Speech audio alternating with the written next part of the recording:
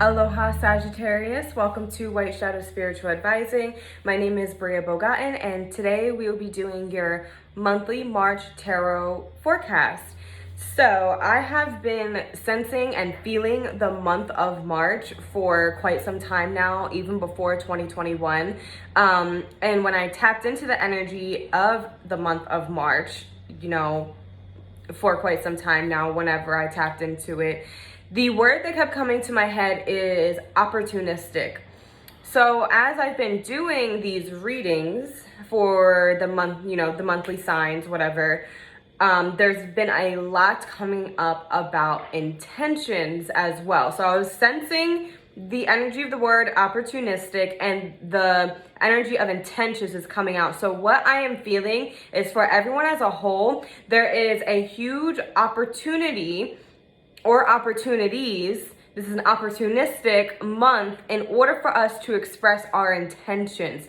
Now, this can be something that is a little tedious or even dangerous because what is happening and what happens a lot is that we get so wrapped up in life and work and school, anything, the daily activities, and we lose sight of our true intentions. So this month, it's essential to get back in tune and back in alignment with our center, our inner power, and our truest intentions so that we are expressing it properly, because based off of how we are expressing our intentions and expressing to the universe, the law of attraction, the creator, how we want to live our lives is what is going to be presented to us in order to move forward in that sense, if that makes sense. So I strongly encourage all of you to get straight and centered when it comes to your true intentions. What do intentions mean to you? How do you express them? What does it mean to express your intentions? What is your relationship to the law of attraction and your relationship to your intentions? So I strongly encourage you guys to reflect on that, okay? So you can check out your sun, moon, and or rising sign in regards to these videos. Down below, you can find my social media pages, White Shadow Spiritual Advising on Instagram, Facebook as well. Facebook is only to contact me. I do not post on the Facebook page. I post on the Instagram page. If you'd like a reading, please comment or whatever, message me through one of those platforms. Also down below, if you feel compelled and you would like to send me a tip or a donation to support my work, if this reading really assists you, those options are down below as well. My PayPal, CASHAPP, VENMO, etc. All right, so Sagittarius, your reading is a little strange this month, and I will get to that, but I pulled your cards and I was just kind of looking at them, trying to figure out exactly what's going on, and the word dichotomy came to my head. So I wanted to make sure that I had the right perspective of the term dichotomy, and so when I Googled it, the definition is the division of two opposing things or things that appear to be opposing. So the relationship between two opposite things, for example, science and metaphysics, or religion and atheism, stuff like that. Two opposite things, and those being presented to be of opposition, of division. So when I read that, I started to think about how Sagittariuses are the centaur, and there is a dichotomy there because the centaur, the bottom half of the centaur, is of the earthly realm, and the top half of the centaur is said to be more so of the spiritual, mystical, galactical type of realm, because the man at the top of the centaur is holding a bow and arrow pointed towards the heavens. So there's a spiritual connection there, or you can even say the dichotomy between an animal that's down below, bottom half being an animal and the top half being a human. There's a dichotomy there. So I find that Sagittariuses struggle a lot with this. When I meet Sagittariuses or have clients that are Sagittariuses or have heavy Sagittarius energy in their birth charts, a lot of them struggle with very particular mental health issues. in regards to the energy of the centaur, because you have to really find the center of the centaur in order to be in balance, right? They also say Sagittariuses are meant to have, or supposed to have, the best luck within the zodiac. I feel like Sagittariuses have very interesting luck, very strange luck, because the energy of the centaur attracts something interesting because it does have this galactical sense to it. So I feel that what is happening in this reading is, I feel like you guys are, the dichotomy within yourself is almost at war. It's opposing itself. It's very divisive, and I don't think that you guys have been able to find that center. And you need to find that center by retracting, meditation, cutting people off, and being alone. So here's what's interesting. You guys are receiving the 8 of Rods, right? The 8 of Rods is a card of very quick movement, delays being over. This is actually a great card that signifies a Sagittarius, because this card is in alignment with the analogy of a bow and arrow being pulled back to shoot forward, right? These rods or wands are being shot through the air. So this card represents delays being over, being brought to somewhere new, going somewhere. But the card you're receiving after that is the 4 of Pentacles, which is a card of stagnancy, being stuck, not willing to surrender something, not willing to let go. So I don't know if you guys had an opportunity to go back to something that you're trying to convince yourself is good for you, or if you keep dabbling in something, wondering if this is what's meant to be. And what I'm feeling from these cards is that there's a certain karmic debt in relation to what you keep going back to, which may seem obvious to some of you, may not seem obvious to others of you. However, there's a lot more to this and you are realizing at the surface. And so with these cards and the energy, the circumstances that are surrounding you right now, it's really important to take into consideration what you are bringing forth, giving back. I think there's a big possibility that you guys are creating actually more karma and new karmic cycles through putting yourself in these certain circumstances. I feel like for the past year, you guys have been trying to piece together this puzzle, you know, maybe of your life or what you're meant to do or who you're meant to be. And you need to go more inward. It doesn't really have anything to do about your outside circumstances. The outside circumstances can teach you things, but unless you truly take care of yourself and you truly do what's best for you and you truly go inward, things will not manifest in the way that you exactly want them to manifest, if that makes sense. So another thing about the 4 of Pentacles, so like, at the surface, you see this card, and this literally can be like catapulting into stagnancy, which is, you know, maybe not as strange as I thought when I first saw the cards. I mean, that can entirely happen, right? You know, like maybe, you know, all of a sudden you, I don't know, move quickly into a relationship, and next thing you know, you're in a stagnant, you know, not healthy relationship, and you're stuck because you're fearful and you don't want to let go, you don't want to surrender, or whatever might be going on. But the 4 of Pentacles can also be a card of extremes. So be very careful about who you become friends with, who you go into partnerships with, because I feel like there might be an opportunity that's presenting itself to you within the month of March. And if you want to go back to what I was saying about how you're, you know, really working on your inner world, that can connect back to what I was speaking on in regards to intention. So I think that you guys have not been exactly acting on your truest intentions because you get lost, you get caught up in whatever. We're human, right? And you're receiving or stepping into an opportunity that is based off of what you are expressing to the universe, but what you are expressing to the universe isn't really what you want. it's almost like it's just not paying attention. It's not being aware. It's not taking the time to step back and review and evaluate. You guys are fire sign, and Sagittarius are very go, go, go. And that can very much, you know, create a backlash type of situation. So I feel what is happening with this 8 of Rods energy of sudden opportunities, you know, delays being over, things shooting into a new energy. It's not exactly what it appears to be. And you are actually hitting that same lesson over and over again.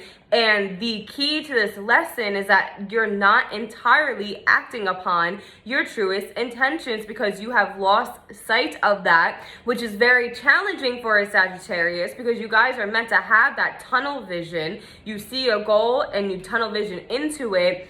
But what if the actions you've been taking towards that goal you have in your mind is not exactly in alignment, if that makes sense? And I think that's where the energy of the whole, you know, dichotomy is coming from. Again, the Four of Pentacles can be a card of extremes. Like you're on this side of the spectrum and then you're on this side of the spectrum. So I want to show you guys the next 3 cards. I pulled five cards for you all together, but I want to show you the next 3.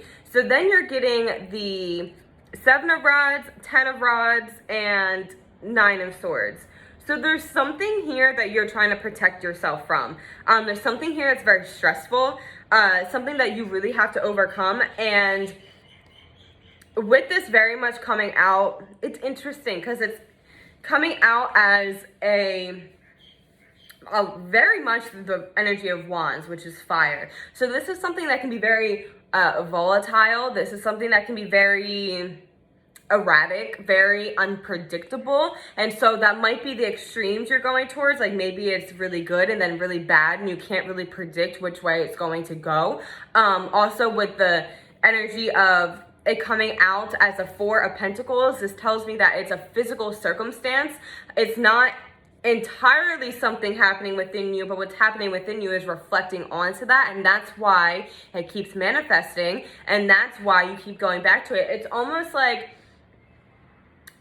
for example, okay, so let's say as a child your father you know, made fun of you or verbally abused you, right? And so then as an adult, you're like, I really want a relationship. I really want to be in a relationship. And then you find yourself going back to people who verbally abuse you, talk you down, don't respect you as an equal or as a woman or a man or whatever, doesn't respect you for who you are. And you keep going back to it, keep going on that merry-go-round, and you're not understanding why. It's because you have something happening within you that is creating these unknown, blinded intentions. So I know it sounds complex and it's very intricate, but if you listen to the energy of the Hermit card, which is the card you're receiving, and meditate upon this, it will make so much sense to you as to why this keeps happening or why you keep putting yourself in situations that you really have to protect yourself from, or with the 7 of Rods, situations that people look down on you, where you have to overcome it, where you really have to walk up this mountain and you keep getting dragged down from that. I mean, the 7 of Rods is a card, the underdog, so you can overcome this. You can't, how do I want to say this? Especially with the energy of the 4 of Pentacles, not wanting to surrender something, you can't have, it's like, I'm sorry, I'm trying to think of the right way to say this.